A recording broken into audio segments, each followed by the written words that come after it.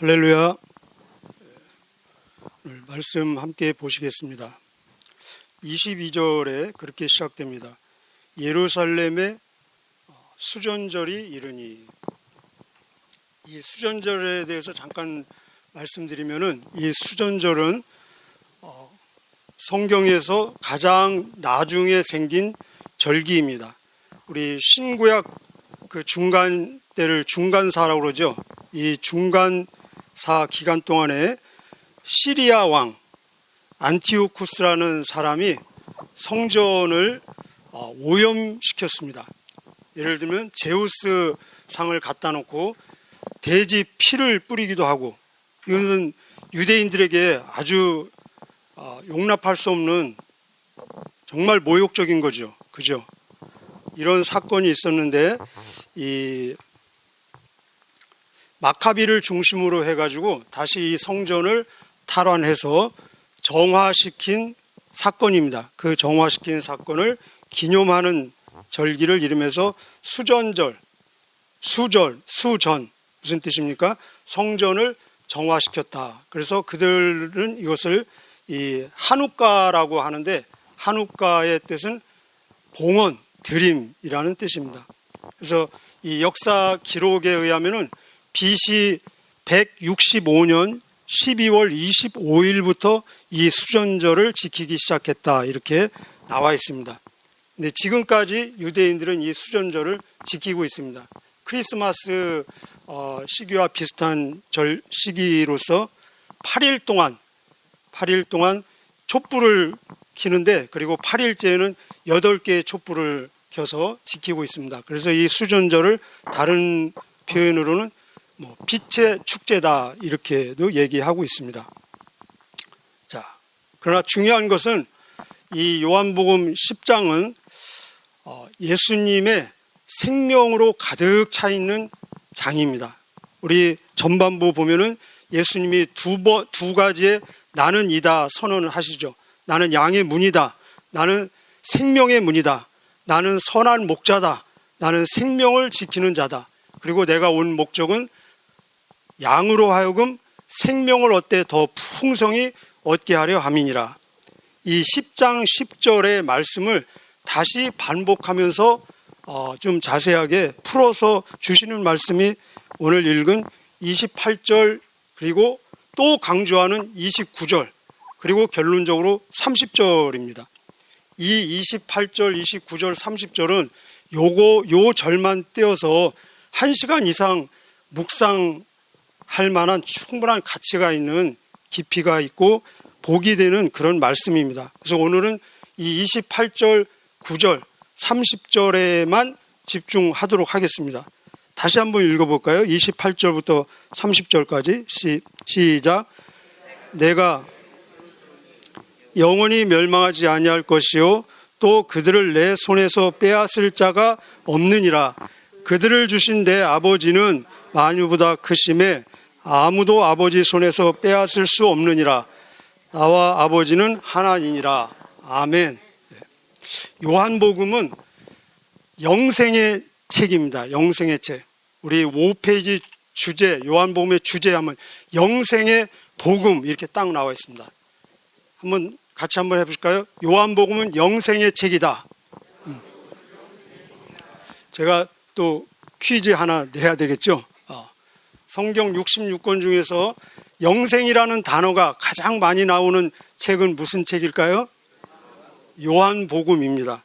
이 요한복음이 분량이 그렇게 많은 책은 아니죠. 그런데 영생이라는 단어가 19번, 또 생명, 영생이라는 같은 의미입니다. 생명이라는 단어가 16번, 35번 정도 나오는데, 다른 책에 비하면 아주 압도적으로 많이 나오고 있습니다. 이 영생은 구원의 다른 표현입니다. 구원의 내용이 뭐냐? 영생이라는 것입니다. 생명. 풀어서 얘기하면 영생, 영원한 생명이잖아요. 우리에게는 생명이 있죠. 생명이 무엇이겠습니까? 생명이. 우리는 늘 생명을 살고 있는데 생명이 무엇일까? 한번 생각해 보신 적 있으세요? 생명. 움직이는 거, 숨 쉬는 거, 존재하는 거, 물론 그것을 포함하고 있죠. 생명의 반대는 죽음입니다. 죽음이 무엇이겠습니까? 죽음이 없어지는 것입니까? 존재가 소멸되는 것입니까? 그렇지 않다는 것입니다. 우리가 하찮게 여기는 물 있지 않습니까? 물도 물의 존재를 우리가 소멸시킬 수 없습니다.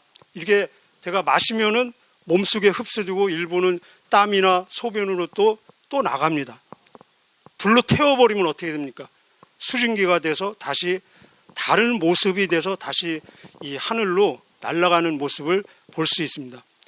하나님은 영이시고 우리는 하나님의 형상대로 지음받은 영적인 존재입니다. 그래서 하나님을 예배하고 하나님과 교제할 목적으로 지음받은 우리는 영원한 존재입니다. 영원한 존재. 그러면 죽음은 무엇인가? 죽음은 바로 분리라는 것입니다. 분리. 그래서 육체의 죽음은 영과 육체가 분리되는 것이고 영적인 죽음은 하나님으로부터 분리된다는 것입니다. 우리 에베소 2장에 보면은 너희가 너희 죄와 허물로 죽었던 너희를, 여기서 죽었던은 영적인 죽음, 하나님과 영적인 교제가 완전히 단절된 상태를 말씀하고 있습니다. 그 영원한 죽음은 뭐냐? 영원한 죽음은 지옥 가서 영원히 하나님과 단절된 상태, 분리된 상태. 그러나 의식이 있습니다. 어떤 면에서 살아있는 거죠. 그러니까 지옥 가는 것도 영원히 의식을 가지고 존재하는 것입니다. 생명은 무엇이냐? 이 요한복음은 생명이 무엇인가를 그 어떤 책보다도 우리에게 자세히 설명해 주는 책입니다. 바로 간단하게 한마디로 말하면 생명은 생명의 주인 되신 예수님과 연합이라는 것입니다. 그래서 1장에 딱 시작을 어떻게 합니까? 그 안에 생명이 있으니 이 생명은 모든 사람들의 빛이니라. 그래서 예수님이 어떻게 해서라도 예수님과 우리의 연합이 얼마나 이 영혼까지 가는지를 이 세상에 가장 끈끈한 연합을 통해서 우리에게 심어주고 싶으신 거예요. 그래서 10장에도 보면은 나는 목자고 너희는 나의 양이다. 15장에 가면은 나는 포도나무요 너희는 포도나무에 붙어있는 가지다. 다른 데 보면은 신랑이고 신부이다. 머리이고 몸이다. 여러분, 머리와 몸이 분리되어서 따로따로 살 수 있는 거 상상할 수 있습니까? 이런 이 연합보다도 더 강력한 연합이 예수님과 우리의 연합이라는 것입니다. 그래서 예수님 말씀하시기를 누구든지 내 음성을 듣고 문을 열면 내가 그에게로 들어가 그로 더불어 먹고, 무엇입니까? 연합과 교제라는 것입니다. 그래서 성경은 생명을 설명할 때 언제든지 예수님과의 연합을 이야기하고 있습니다. 우리가 잘 알고 있는 갈라디아서 2장 20절 보면 내가 그리스도와 함께 십자가에 못 박혔나니 그런즉 이제는 내가 산 것이 아니요 내 안에 오직 그리스도께서 사신 것이라. 무엇입니까? 연합이라는 것입니다. 골로새서 거기 옆에 한번 적어 두실래요? 나중에 한번 보십시오. 골로새서 3장 3절에 보면은 너희 생명은 죽었고 너희 생명은 예수님과 함께 하나님 안에 감추어져 있느니라. 너희 생명 되신 그리스도께서 나타나실 때 너희도 그와 함께 영광 중에 나타나리라. 여러분, 우리가 적어도 이 요한복음을 공부하면서 생명은 무엇이냐? 생명의 주인 되신 예수님과 연합 교제다가 확실히 각인되기를 주님의 이름으로 부탁드립니다. 자,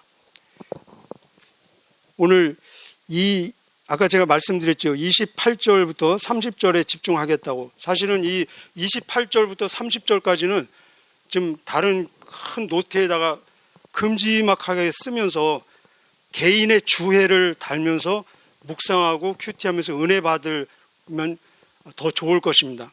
자, 한 절 한 절 우리 간단하게 보도록 하겠습니다. 자, 28절. 내가 그들에게 영생을 주노니, 이렇게 시작하고 있죠. 일단 여기에 그들이 누굽니까? 구원받은 예수님의 양들의 양들, 이 그들 자리에 본인의 이름을 넣으시기 바랍니다. 이 지면 관계상 예수님이 그들 이렇게 한 번에 다 합쳐서 말하고 있지만 예수님의 정말 이 심정은 한 사람 한 사람 내가 재범에게, 내가 누구에게 영생을 주느니 그 심정입니다. 3절에 보면 뭐라고 말씀하십니까? 목자는 자기 양의 이름을 각각 불러내어 인도한다. 우리를 집단적으로 도매금으로 인도하는 것이 아니라, 취급하는 것이 아니라 한 사람 한 사람 개별적으로, 인격적으로. 그래서 여기 그들에게 자기 이름을 쓸 수 없으면은 그 다음에 진도가 안 나가는 거예요. 그리고 의미가 없고, 이 엄청난 축복의 말씀을 주시는데 이들의 반응이 31절에 반응이 무엇입니까? 죽이려고 그러잖아요. 죽이려고. 왜 그럽니까? 그들에게 자기 이름이 없으니까 그런 거예요. 여러분 꼭 이 그들에게 자리에 자기 이름을 넣으시기를 바랍니다. 안 넣으실래요? 자, 내가 재범에게 영생을 주노니, 이렇게 시작되었습니다. 여러분 다 이름 넣으셨죠? 이 이름을 넣을 수 있는 근거는 3절에 근거하고 있습니다. 3절. 제가 너무 이렇게 격려하기 위해서 억지를 부린다고 생각이 되면은 3절 꼭 보시기 바랍니다. 자, 내가 너에게 영생을 준다 그랬습니다. 영생을 준다 그랬죠? 영생을 취득하기 위해서 최선을 다해라, 이렇게 말씀하지 아니하시고 영생을 준다라고 말하고 있습니다. 무슨 말씀입니까? 선물이라는 것입니다. 선물, 은사, 은혜, 공짜, 거저 다 똑같은 말입니다. 우리 공짜 좋아하죠. 그런데 세상에는 공짜가 없어요. 하나님이 주시는 것이 진짜 공짜인데, 공짜는 좋아하지만 공짜에 익숙하지 않기 때문에 진짜 공짜를 주실 때 어색한 거예요. 근데 이 영생은 선물이라는 것입니다. 우리 인생들, 사람들 얼마나 저를 포함해서 변덕이 무쌍합니까? 변덕이 무쌍한 사람도 준 선물 다시 달라고 하는 경우가 거의 없죠. 그죠? 근데 하물며 우리 예수님께서는 주신 선물을 다시 달라고 하실 수가 있겠습니까? 선물이라는 것입니다. 자, 그 다음에 영원히 멸망하지 아니할 것이요. 일방적인 보장, 그리고 안전, 또 확증을 해주고 계신 것입니다.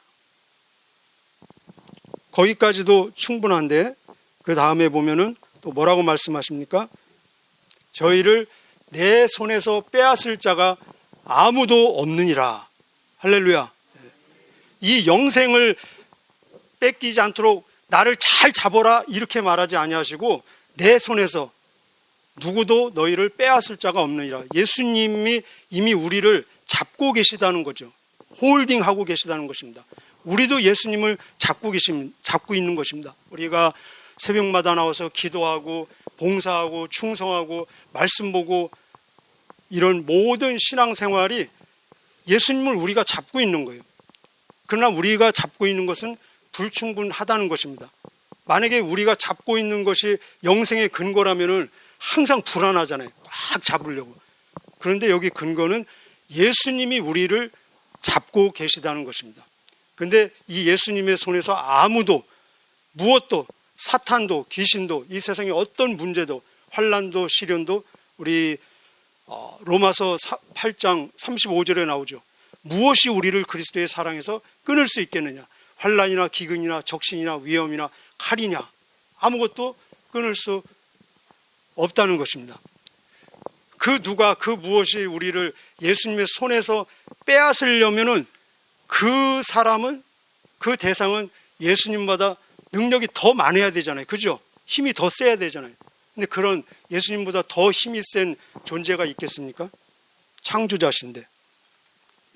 자, 근데 29절에 또 강조하기 위해서 반복하고 있습니다. 29절에 보면은 그들을 주신 내 아버지는, 하나님 아버지가 우리를 먼저 선택했다는 것입니다. 선택입니다. 예정했다는 것입니다.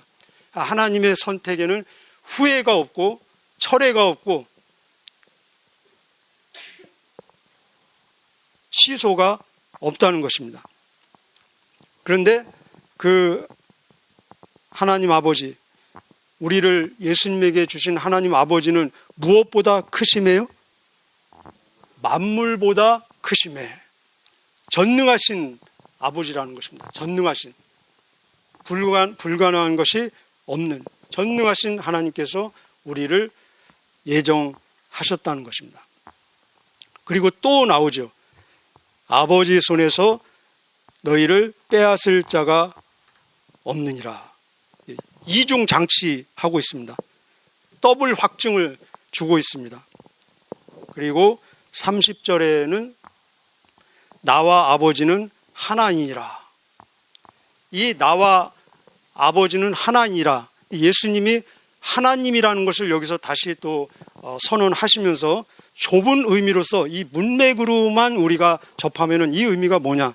바로 나 하나, 이 28절, 29절 문맥을 따라가면서 이 나와 아버지는 하나니라를 우리가 받으면은 나 하나를 지키기 위해서, 나 하나에게 영생을 주시기 위해서 예수님과 아버지는 온전히 일치가 되고 있다는 말씀입니다.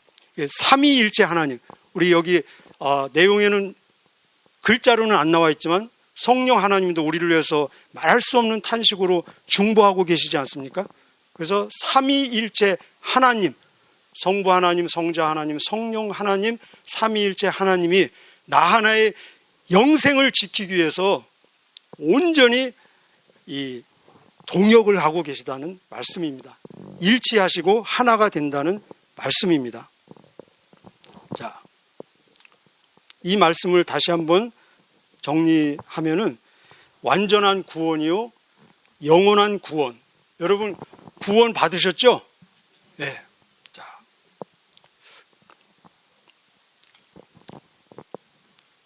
그런 분은 거의 없을 것 같지만 혹시 구원의 확신을 뛰어넘는 구원의 감격이 희미한 분은 이 시간 통해서 확실해지고, 짧은 시간이지만, 그리고 더 나아가서 거기에서 끝나는 것이 아니라 다른 사람들의 구원의 확신과 감격을 우리가 돕는 사역자가 돼야 될 것입니다. 이런 의미에서 제가 다시 한번 정리하면서 구원의 확신의 근거, 제가 4가지를 소개해 드리도록 하겠습니다. 자, 구원의 확신의 근거. 첫째, 지금 제목이 뭐라고요? 구원의 확신의 근거. 여러분 구원 받으셨습니까? 이렇게 묻는다면 아멘. 근거가 무엇입니까? 하면은 우리는 근거를 대야 되겠죠. 그죠? 근거. 첫째는 말씀입니다. 하나님의 말씀. 이 말씀은 약속입니다. 그리고 하나님의 말씀은 변함이 없잖아요. 이 말씀은 약속이며 보증이며 그리고 하나님이 직접 발급한 영수증입니다. 영수증. 우리가 세금을 냈을 때, 뭐 전기세, 수도세를 냈을 때, 그 당신 수도세, 전기세, 세금 냈습니까? 근거를 제시하십시오. 그러면은 우리 말할 수 있죠. 그죠? 세금 내고 나니까 마음이 편하고 이제는 발 뻗고 잘 수 있고, 그런 것들도 근거가 될 수 있는데, 근데 그거는 주관적이기 때문에 설득력이 없잖아요. 나는 확실하지만, 그죠? 그러나 설득력 있는 객관적인 증거로 딱 제시할 게 뭐예요? 그죠? 영수증이에요. 영수증. 정부가 발행한 영수증을 딱 보여주면 끝나는 것입니다. 이 말씀은 뭐냐? 바로 제가 아까 말씀드렸죠. 하나님이 직접 발행한 영수증이라는 거예요. 영수증. 그래서 이 구원의 확신을 주는 영수증들이 성경에 많이 있습니다. 특히 그 중에서도 요한복음에 많이 있겠죠. 우리는 적어도 최소한 영수증 하나 이상은 분명하게 갖고 있어야 돼요.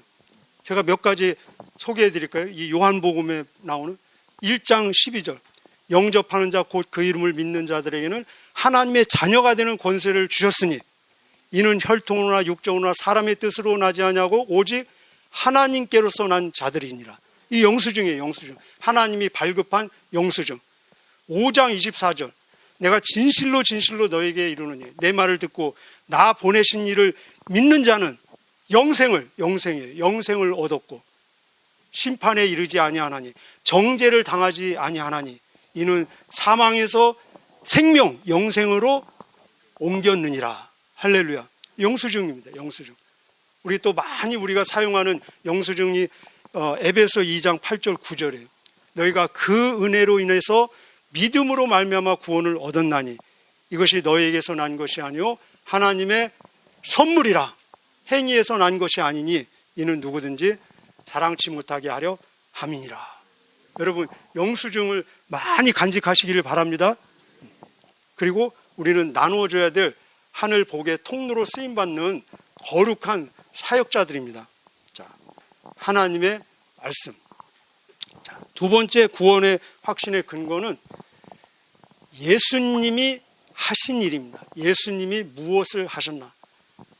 우리가 꼭 기억해야 될 것은 적어도 구원의 확신의 근거를 찾을 때는 항상 내가 무엇을 하고 있나에서 찾는 것이 아니라 예수님이 나를 위해서 무엇을 하셨고 하고 계셨나에서 찾는 것입니다. 예수님은 생명의 떡으로 오셨잖아요. 그죠? 근데 생명의 떡으로 선언하기 전에 실제 보여주셨죠. 5,000명, 10,000명 이상을 먹이고 남았습니까? 부족했습니까? 남았죠. 그죠? 이것은 무엇을 얘기하고 있습니까? 생명의 떡으로 우리 모든 인류들에게 다 영생을 주시고도 넉넉히 남음이 있다는 것입니다. 예수님이 하신 구속적인 죽음과 부활은 모든 인류, 아담 이래로 언제까지 얼마나 많은 사람들이 태어나고 올지 모르지만 모든 인류를 영생으로 먹이고도 넉넉히 남음이 있다는 것입니다. 예수님은 선언하셨습니다. 다 이루었다. 예수님이 하시는 일에 부족함이 있을 수 있겠습니까? 내가 나를 보면은 내가 제 목숨을 100개를 하나님 앞에 바친다 해도 제 구원의 근거를 나에게서 찾은다면 저는 찾을 수가 없습니다. 만약에 찾으면 그거는 잘못된 거예요. 내가 부족하고 한없이 부족하고 또 부족함에도 불구하고 구원의 확신을 가질 수 있는 근거는 예수님이 나를 위해서 하신 일. 할렐루야. 여러분 막 부부싸움 하다가도 구원 받았습니까 하면 순간적으로 예수님이 나를 위해서 하신 일로 딱 돌아가야 돼요. 받았지요. 근거가 뭡니까? 예수님이 나를 위해서 하신 일. 할렐루야. 자, 세 번째는 성령님의 증거입니다. 성령님의 증거. 이 또 요한복음 14장, 15장, 16장 예수님이 십자가 지시기 전에 강조하는 또 이 소개하는 분이 계신데 성령님입니다. 성령님은 진리의 영이고 보혜사고 별명이 많지요. 그러나 성령님의 주 사역은 뭐냐? 예수님 증거입니다. 그래서 성령님은 예수님 증거하는 영입니다. 예수님 증거하는 영. 보혜사 진리의 영이 오실 텐데 그분이 나를 증거하실 것이다. 사도행전 1장 8절도 그 말씀 아닙니까?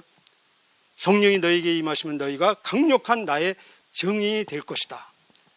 로마서 8장 16절에 보면은 성령님이 우리 영과 더불어 우리가 하나님의 자녀인 것을 증거하고 계시다. 우리 안에서 성령님이 하시는 일은 뭐냐? 끊임없이 너는 하나님의 자녀다. 너는 하나님의 자녀다. 너는 구원받았다. 너는 영생을 이미 받았다. 이것을 증거한다는 것입니다. 사단은 계속해서 고소할 거잖아요. 참소할 거잖아요. 그래서 사단이 온 것은 훔치고 죽이고 멸망시키려 우리에게 있는 생명을 뺏는 것이 사단의 목적입니다. 그래서 네가 뭘, 네 주제에 뭘. 우리는 속지 않아야 된다는 것입니다. 사단은 우리에게 있는 영생을, 구원을 빼앗아 갈 수가 없어요. 할렐루야. 그래서 고린도전서 12장 3절에 보면은 누구든지 성령이 아니고는 예수를 주로 고백할 수 없다. 우리 예수님을 주로 고백하고 주로 영접하십니까? 이것은 내 힘으로 된 것이 아니라는 것입니다. 성령님이 하셨기 때문에, 성령님의 감동과 성령님의 증언을 통해서 우리는 주님으로 예수님을 부르고 예수님을 주님으로 영접하고 고백하고 시인한다는 것입니다. 자, 네 번째, 구원의 확신의 근거는 우리 삶의 열매라는 것입니다. 우리 삶의 열매. 우리 27절 마지막으로 한번 읽어보실까요? 27절 시작. 내 양은 내 음성을 들으며 나는 그들을 알며 그들은 나를 따르느니라. 예수님을 따르느니라. 이게 제자 아닙니까? 제자. 근데 영생을 받은 자는 영생을 주신 예수님의 음성을 듣는다는 것입니다. 우리가 구원 받기 위해서 할 일은 아무것도 없습니다. 그러나 구원을 받았다면 반드시 변화가 있다는 것입니다. 왜냐하면 구원은 영생이고 생명이고 이 생명은 예수님의 생명이기 때문에 생명은 무엇이 있습니까? 생명은 능력이 있습니다. 우리 한번 따라해 보실까요? 생명은 능력이 있다. 어떤 능력? 변화시키는 능력. 인격의 성장이 있습니다. 진짜 중요한 변화는 뭐냐? 삶의 가치관과 목적의 변화입니다. 삶의 가치관과 목적의 변화. 우리가 지금 이 새벽에 나와서 하나님을 찬양하고 예배드리는 이 자체도 변화 아닙니까? 변화. 예수 안 믿으면 이렇게 할 수 있겠어요? 한 번은 할 수 있겠죠. 그러나 매일 지속적으로 할 수 있겠습니까? 바로 이 우리의 삶의 목적과 가치관의 변화가 구원을 증명하는 눈에 보이는 열매라는 것입니다. 우리 27절부터 30절까지 기도하는 마음으로 내 말씀으로 받으면서 다시 한번 읽고 마치도록 하겠습니다. 27절부터 30절까지 시작. 내 양은 내 음성을 들으며 나는 그들을 알며 그들은 나를 따르느니라. 내가 그들에게 영생을 주노니 영원히 멸망하지 아니할 것이요 또 그들을 내 손에서 빼앗을 자가 없느니라. 그들을 주신 내 아버지는 만물보다 크심에 아무도 아버지의 손에서 빼앗을 수 없느니라. 나와 아버지는 하나이니라 하신대. 아멘. 기도하시겠습니다.